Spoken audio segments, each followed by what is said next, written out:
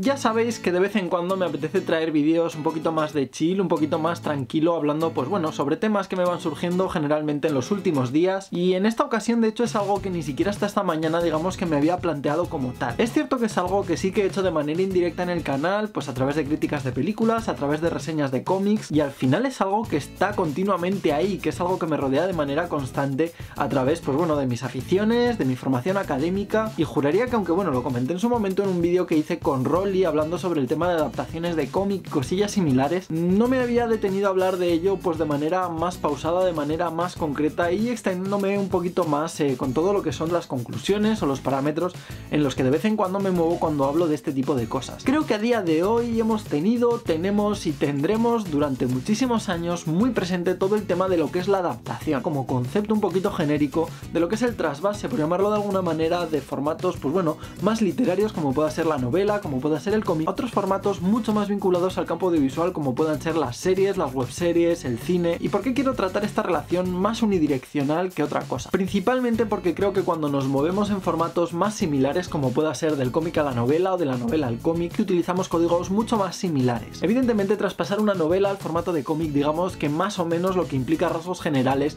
es traspasar de manera más gráfica todos esos aspectos descriptivos que nos iban narrando a través de las diferentes páginas. En el caso contrario sería más o menos una inversión en la cual pues todo lo gráfico pasaría a ser representado por palabras, mientras que dentro del campo audiovisual pues bueno, al final de una serie a una película, de una película a una serie, cambia el formato, cambian los ritmos, cambian los tiempos, pero más o menos se puede sobreentender que vas a mantener una estética, unos formatos, unos personajes, una serie de parámetros más generales que deberían responder un poquito a lo que es el producto inicial. Todo esto evidentemente hablando al margen de crossovers, de spin-offs y de cualquier tipo de producto derivado similar, resumido en cierta manera en lo que sería un análisis de procesos que teniendo en cuenta el formato final van a dar mucho más peso a lo que es pues bueno, la ambientación gráfica o como puede hacer el montaje, los ritmos, el guión, y que aunque no lo tengamos en cuenta desde el minuto 1 en el que empezamos a ver cualquier tipo de obra, sí que hay que tenerlo en cuenta porque al final es lo que constituye todo lo que es el producto general. Cuestiones como el ritmo, como la narrativa, como el espacio, como el tiempo, el punto de vista pues de un único personaje principal o un reparto mucho más coral, y en este caso por ejemplo quiero mencionar el caso de Dan Brown, que aunque sí que es cierto que se le ha criticado muchísimo por tener una narrativa como muy corta, sin saber digamos elaborar entre comillas capítulos mucho más largos, mucho más extensos, reconozco que a mí me gusta mucho básicamente porque desde el minuto 1 en el que empiezas a leer sus libros se presta mucho a una concepción mucho más visual que posiblemente termine por ser adaptada al mundo cinematográfico, y en ese sentido puede que a lo mejor Dan Brown no sea tan escritor de novela como digamos una especie de transformador de formatos. Tengo la sensación de que me he puesto y me voy a poner muy intensito con el tema, así que si aún tenéis tiempo, coged un café y sentaos. En el formato más escrito, en el formato novela, se puede permitir ciertos juegos de palabras, ciertas comparativas que a la hora de representarlos, tanto en un cómic por ejemplo como en una película, no puedes realmente detenerte a explicar según qué cosas. Por lo tanto, pues bueno, al final hay que trasladarlo de alguna otra forma a través de juegos de luces, a través de miradas, a través de gestos, a través de una simbología simplemente gráfica, simplemente visual. A todo esto hay que sumarle que los tiempos de narrativa son totalmente diferentes, y es que mientras tú estás leyendo una novela o tú estás leyendo un cómic, puedes ser mucho más consciente del paso del tiempo. Generalmente, y aquí voy a poner de ejemplo Harry Potter, no nos molesta tanto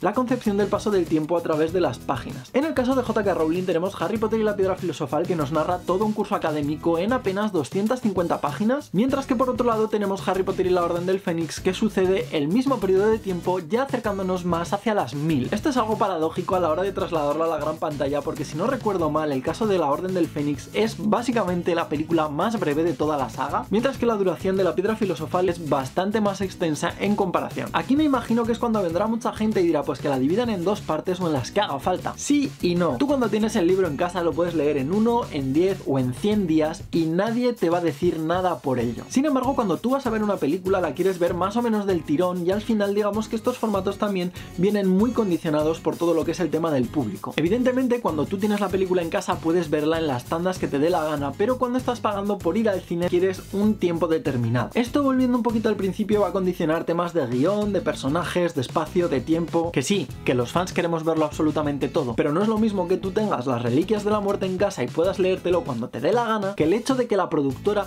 ya te imponga desde un principio que las dos mitades las vas a ver con un año o con 2 de separación. Evidentemente, en este sentido la industria cinematográfica tiene ciertas ventajas porque es capaz de generar un hype, es capaz de generar un mercado mucho más rico en cuanto por ejemplo a producción de props o en cuanto a producción de material, de merchandising, streaming, pero digamos que esta experiencia mucho más intimista, mucho más personal que nos puede ofrecer la lectura de un cómic, la lectura de una novela, se pierde en cierta medida cuando vamos al cine, ya que en un principio están pensadas para consumir de manera colectiva ante la gran pantalla. Aquí es donde debemos entender también la diferencia entre cine y serie de televisión. Hay gente que piensa que simplemente cogiendo el mismo producto, dividiéndolo en pequeños capítulos y dándoselo a la pequeña pantalla va a mejorar muchísimo, pero como os comentaba antes, esto es lo que va a marcar el ritmo. Tampoco es lo mismo ir al cine un grupo de 13 personas que estar tranquilamente en tu casa con tu pareja, con tu hermana, con tus padres, viendo un capítulo de apenas 50 minutos. Evidentemente, 50 minutos hoy, 50 minutos la semana que viene y 50 minutos durante 3 meses, estás haciendo un cómputo total de prácticamente medio día. Hombre, si queremos comparar una película de 2 horas y media con una de 12, pues ya es otro tema. Justamente por esto mismo, por ejemplo, casos como es el de los Juegos del Hambre tienen ciertas taras, ya que por ejemplo el libro de Sin Sajo a nivel cinematográfico tenía muchos momentos que para mi gusto hubieran funcionado perfectamente, pero que como novela, si no recuerdo mal, a mí hasta las 80-100 últimas páginas no me funcionaba para nada. A pesar de esto y de que recibió 2 películas para desarrollar todo el libro, lo cual yo al principio no entendía para nada, creo que las películas funcionan bastante mejor. Sí que es verdad que eliminan algunos momentos concretos en algunos distritos que nos ayudan a entender mucho mejor la revolución, pero no los he hecho en falta. No necesito ver tantos distritos, no necesito ver tantos momentos específicos, y es que justamente esta es una de las dificultades de los universos cinematográficos. Se ven obligados a acotar mucho más todo lo que os comentaba antes, ya que en un formato de unas 2 horas o 2 horas y media tienes que entender mucho mejor las motivaciones de cada uno de los personajes. Un caso similar lo tendríamos en la adaptación del Señor de los Anillos, y es que me imagino que todos los que hayáis leído las novelas ya os habréis dado cuenta de que han eliminado una cantidad sustancial de cosas. ¿Es algo malo? Para mi gusto no. No, porque creo que han eliminado cosas que no aportan dentro de la historia que nos están contando en el mundo cinematográfico. Ya os hablaba al principio de la cuestión del guión, más bien de un guión narrativo, de una historia que tenga sentido de principio a final, y esta es otra de las dificultades que tenemos en el mundo del cine. Evidentemente, todas las adaptaciones de novelas, todas las adaptaciones de cómic tienen un hilo central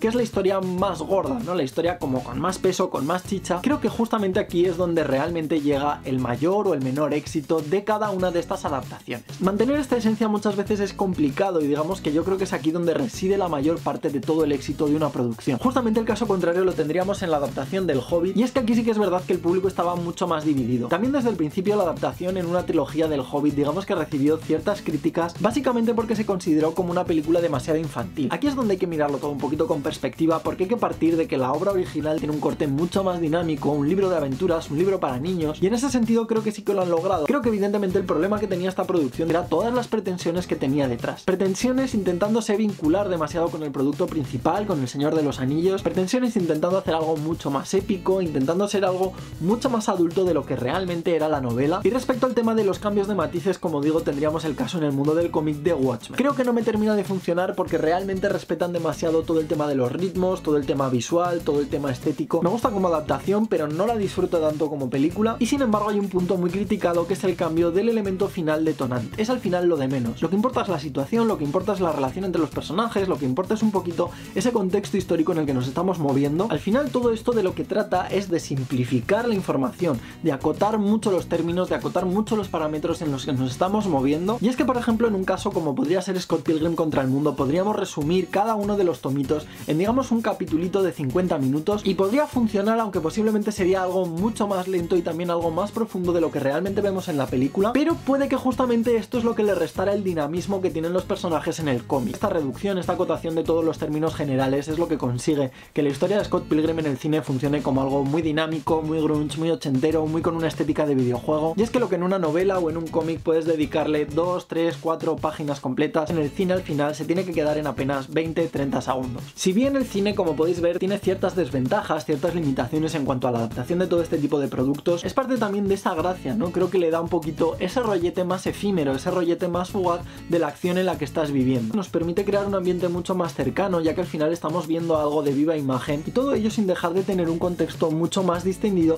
que posiblemente vaya ligado también a lo que os comentaba antes, de ese consumo un poquito más grupal para el que está pensado tanto en salas de cine como en consumo doméstico. ¿Qué sucede con todo esto? Pues que al final realmente el director, la productora, el guionista, prácticamente todo el mundo tiene finalidades totalmente distintas. No busca agradar al mismo tipo de público, no se está creando en las mismas circunstancias, ni siquiera histórico-culturales y desde luego muchas veces no pretende, digamos, hacer reflexionar sobre los mismos temas. También en este sentido creo que el fallo es nuestro, porque creo que concebimos el cine como algo de puro entretenimiento, y aunque sí que es cierto que en ocasiones la película no tiene un mayor trasfondo, simplemente pretende hacernos pasar un buen rato, hay que entender también que no todo el cine está hecho para todo el mundo justamente por este mismo motivo. Ni yo busco divertirme siempre de la misma manera, ni quiero que simplemente una película me haga pasar un buen rato cada vez que la veo, y es que al final creo que todos tenemos un poquito películas seleccionadas para momentos en concreto. Yo hace bastantes años, digamos que hacía una revisión anual del Milagro de Petinto. Es algo como muy sui generis, muy absurdo, muy naif. En este sentido tengo que decir que junto a Mortadelo y Filemón yo creo que es la obra más culmen dentro de toda la filmografía de Javier Fesser. Acabo de plantearme una idea y me gustaría que me lo dejarais aquí abajo en la caja de comentarios si os gustaría que alguna vez trajera un vídeo hablando de adaptaciones de cómics españoles a la gran pantalla. Como os estaba contando, que me enrollo yo solo, el caso es que hace unos años yo realizaba un revisionado anual de esta película y no era algo que yo hiciera solo, simplemente quería reunirme con mis amigos, preparar unas palomitas, unas Coca-Colas y pasar una tarde juntos comentando algo totalmente absurdo. Por otro lado, sin embargo, tengo la película de Amélie, la cual posiblemente sea mi película favorita, no por nada, sino porque realmente es una película que me hace sentir bien, que me hace encontrarme a mí mismo y que en momentos en los que he estado realmente mal o en momentos en los que no he sabido cómo salir adelante de una situación en concreto, me llega y que me hace encontrar los puntos exactos a los que agarrarme para poder seguir adelante. ¿Y qué es lo más gracioso de todo? Que ni siquiera sé si estas son las intenciones originales de los directores. Creo que es algo similar a lo que ya comenté en el vídeo de Yo no sé de cómics. Muchas veces es muy complicado plasmar una opinión objetiva más allá de algunos elementos técnicos, básicamente porque aunque creamos que eso está 100% justificado, incluso, repito, aludiendo a elementos técnicos que son algo como más material, algo más visible, más tangible, no sabemos cuáles son las intenciones originales de su creador, no sabemos si ese producto ya estaba pensado así desde un inicio o si realmente ha tenido que hacer algunos cambios para moldarse a las situaciones que han ido viviendo en el proceso creativo. Es un proceso de desarrollo, de descubrirse a uno mismo, de sus gustos, de lo que quiere en cada momento. Por esto es por lo que mucha gente se siente agredida cuando criticas,